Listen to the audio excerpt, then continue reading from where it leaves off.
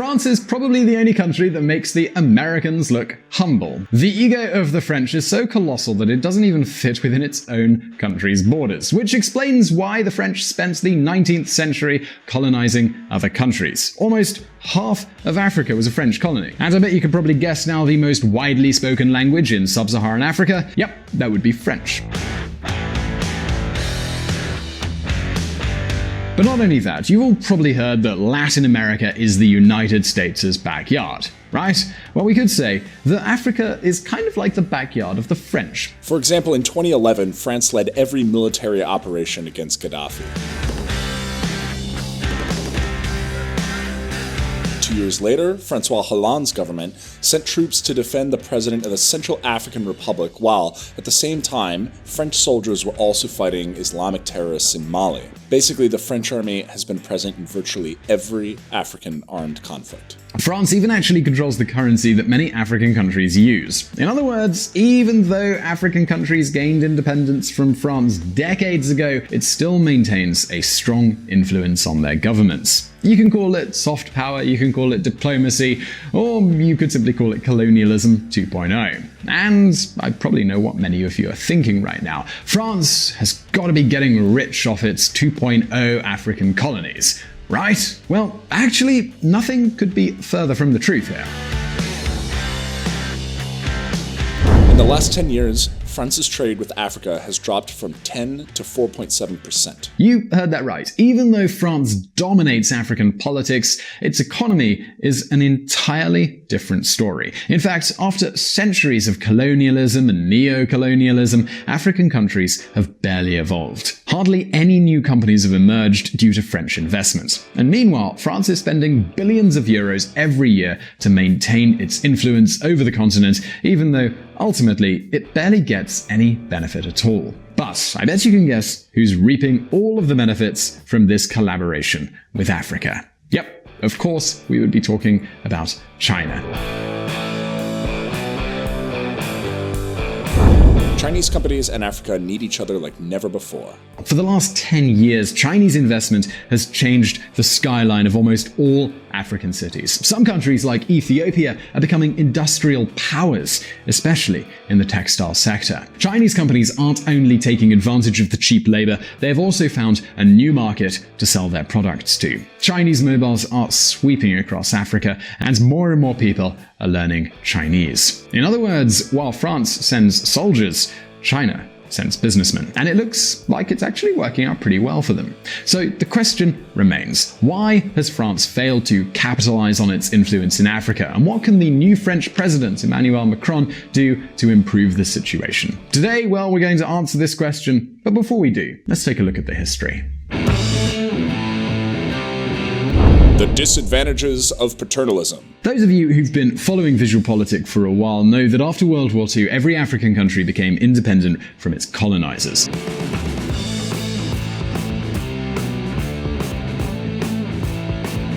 But make no mistake, not every colonizer behaved the same way. For example, Spain had two colonies in Africa, Sahara and Equatorial Guinea. So when these two countries decided to become independent, the Spanish government's reaction was pretty much, wait, we have colonies in Africa? Really? And then they pretty much just let them go because they had enough to worry about back home. Something similar happens with Italy. They invaded Ethiopia during Mussolini's time and weren't in a position to resist any decolonization. However, France was very different. At that time, the French president was this guy, Charles de Gaulle. Charles de Gaulle was... how could we define him? He was kind of Donald Trump, but a little bit more politically smart.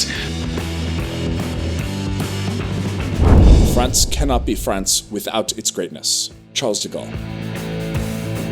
Now, on the one hand, Charles de Gaulle had pretty much no choice but to allow its African colonies to become independent. Maintaining colonies is really expensive, and France had to focus on rebuilding itself. But as you can imagine, a government with so much ego wasn't going to give up its old possessions. So France kept its army in all of its former colonies, and from the Élysée Palace decided to support every one of the political elites that had begun governing these new African countries.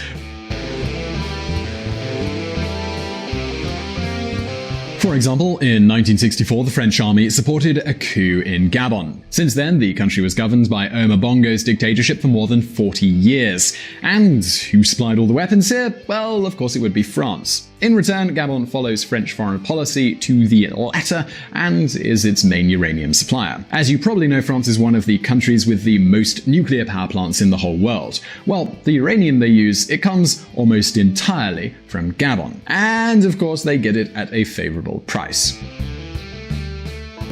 Gabon without France is like a car without a driver. France without Gabon is like a car with no fuel. Omar Bongo, president of Gabon for 42 years. And the same goes for other countries such as the Ivory Coast, whose president was also placed by France in 2011. The previous president left the palace under cannon shots. And guess who was pulling the trigger of those cannons? Well, yes, it would be French soldiers. In return, the Ivory Coast is France's main coffee and cocoa supplier. French influence in the region is so complete that even the currency they use is controlled by France. So-called CFA franc is the currency being used in 15 of West Africa's countries, such as Mali, Burkina Faso, and Ivory Coast. And it turns out that the central bank that issues this currency is required to keep at least half of its foreign currency reserves in the French treasury. And since its creation, the CFA franc has been linked to the French currency. It used to be the French franc, and now it's the euro. This means that when the euro rises or falls, the CFA franc follows. But wait a moment, because there's some fine print here. And that fine print is the productive economy. In other words, France has been running its former colonies' policies for decades, but these countries have remained just as poor as when they were independent. With the exception of the Ivory Coast, the French-influenced countries in Africa tend to have underdeveloped agricultural and virtually stagnant economies. No French company has bothered to open factories in Africa, and the money that came from the Elysee was invested in weapons or extracting natural resources. After all, who wants to do business in Africa? Well, you probably already know the answer to that.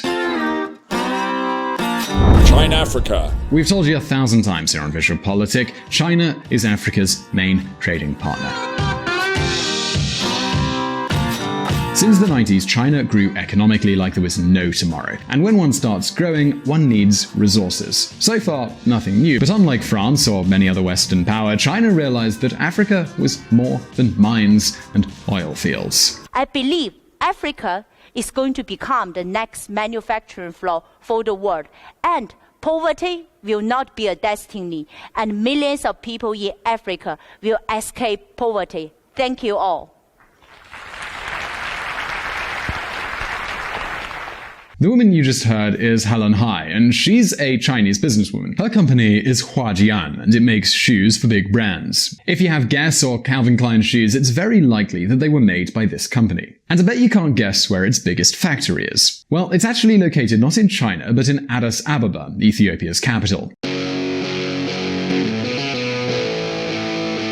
I mean, think about it. In the 90s, China was the mecca of cheap labor. Every large American or European company would set up its factories in cities such as Shenzhen or Guangzhou. But as the country grew, salaries grew too. And by the year 2011, Helen Hai realized that if she wanted to cut costs in terms of salaries, she needed to find another country. And that country was Ethiopia. What's more, Helen Hai wasn't traveling alone. She had the Chinese government's support, which addressed the Ethiopian political elites and told them, look guys, if you just let us do things our way, we can cover the country with factories, with money, and jobs. And as we often say here at VisualPolitik, as it was said, so it was done.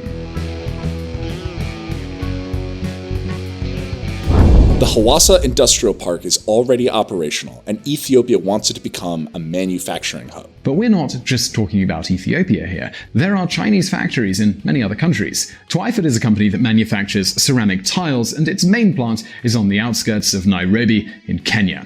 And we can also find new industrial parks in other countries like Ghana. And even though Chinese companies are supported by the government, we're mostly talking about private investment here. And I probably can guess what you're thinking right now, that these companies are making cheap things so they can sell them to rich countries. Right? Well, actually, not really. For example, StarTimes is a company in Tanzania made with Chinese capital, and it provides cable television. Since they reached the market, cable TV prices have dropped by 90%.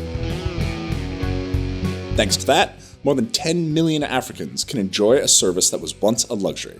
And the same is going on with telecom. Companies like Huawei have flooded the market with cheap mobile phones. In fact, nowadays the same amount of Kenyans use mobile phones as Europeans. And of course, to connect all these industrial centers, the Chinese government has spared no expense. Do you remember the New Silk Road we talked about previously? The so-called One Belt, One Road project that Xi Jinping launched? Well, the same thing is happening in Africa, and we're talking about thousands of kilometers of railroads and roads that have changed the landscape of several areas of the continent.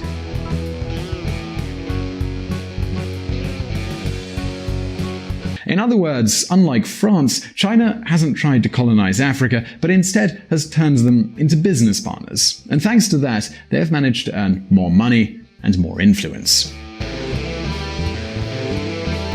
The Confucius Institutes are raising generations of pro-Chinese Mandarin speakers throughout Africa. And now you might be wondering, well, what can France do about this? Are they just going to sit by while China engulfs the market? Well, we'll see. Common interests. It probably won't surprise you to learn that a large number of African countries aren't exactly legal safety paradises that have a lot of respect for the law. We're often talking about dictatorships here.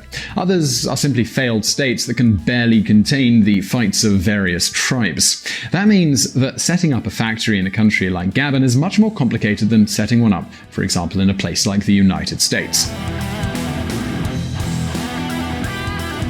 It isn't enough to buy land and get a permit, you need to have government contracts. That means, in these cases, diplomacy plays a fundamental role. Remember how I told you that France controls its former colonies' governments with an iron fist? Well, you can imagine the rest of the story here. French companies must go on the offensive and fight the growing influence of rival China for a stake in Africa's increasingly competitive markets, France's Minister Pierre Moscovici said on Saturday. As you can imagine, if France doesn't want China to invest in its former colonies, it has enough tools to prevent it. And that's why Chinese money has barely reached these countries. Of course, Beijing has paid for some projects in countries like the Ivory Coast and Gabon, but that's little in comparison to Ethiopia or Kenya. However, things could start to change. The new French president, Emmanuel Macron, has promised to turn the African situation around, and it looks like it's already started. Macron revives France's partnership with China in Africa. As Macron said at the press conference, China has the money and we have the knowledge of the region. In other words, France would be willing to allow the African politicians they control to accept Chinese investments. In return, they'd require a piece of the pie. Of course, this news is from January 2018, so there's still a lot to do before we can see how this agreement turns out.